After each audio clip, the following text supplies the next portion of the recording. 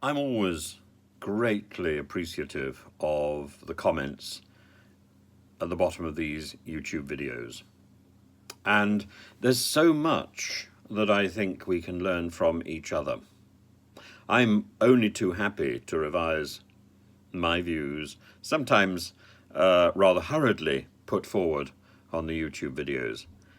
And some of the comments make me more reflective, make me pause, make me think, have I said something inappropriate? And I'm only too happy to pull back and to revise. All this YouTube channel is an opinion piece.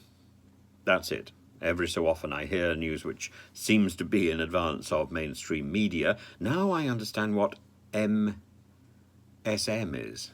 Mainstream media, that's it. But sometimes I'm playing catch up. And one person today made a really interesting point, and they said, am I suggesting that the West should be offering Mr. Putin asylum? Absolutely I am. Absolutely. And if Mr. Putin were to appeal for asylum to a Western nation, I think that Western nation should grant him asylum, because should he stay in Russia after his frustrated attempt to annex Ukraine, after starting this ridiculous and pointless war, I cannot imagine his life is safe. More than that, we know that the only reason Putin got involved in this war is because his other route to retirement has gone.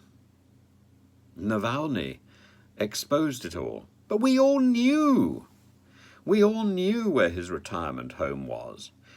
Just as we all know of his mistresses, of his boyfriends, of his many children, in the same way as we know of Medvedev's I was going to say fecundity, but I don't know whether that's quite the right word. We know of the peccadillos of these leaders, and it's common knowledge in Russia. The difference between Russia and the West is, in the West, this would be slapped across the headlines of the tabloid newspapers. In Russia, it's just joked about over another glass of vodka in a cafe. But people know. And to get rid of that exit route was perhaps wrong. I think it's right to have brought it to the attention of the world media, but I think it's wrong to have got rid of it, because it leaves Putin with no way out.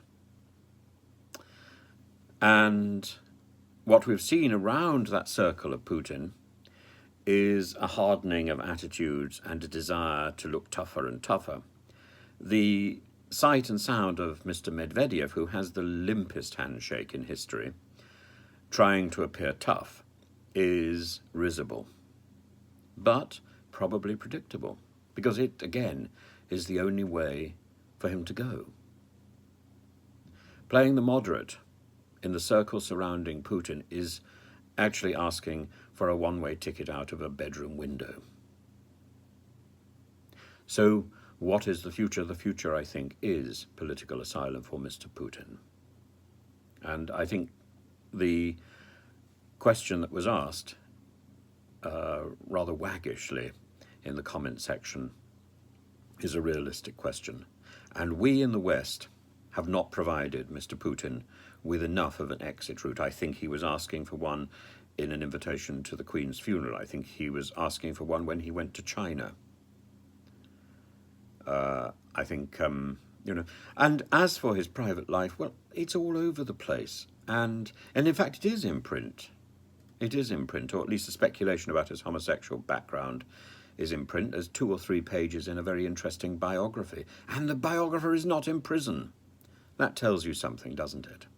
The biographer's final conclusion is that Putin probably is more interested in his dogs than any dalliance with human beings, but the gossip suggests otherwise.